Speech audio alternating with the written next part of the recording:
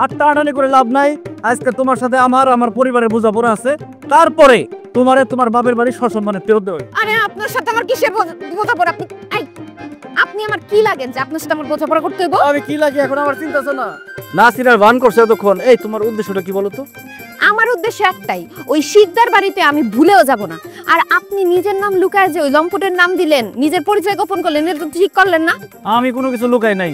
আমার একটাই নাম সেলিম, আর আমার বাপের নাম সুলাইমান। চুপ থাকেন তো। আপনার কি লজ্জা করে না? আপনি নিজের পরিচয় গোপন করেন। আর তুমি কি কি লুকাইছো? স্বামীর কথা, শ্বশুর বাড়ির কথা সব লুকাইছো। তোমার বিয়ে হয়েছে সে কথা লুকাইছো। বাসর ঘরে জামাইরে পানি আনার কথা বলে পালাইছো, সেই কথা লুকাইছো।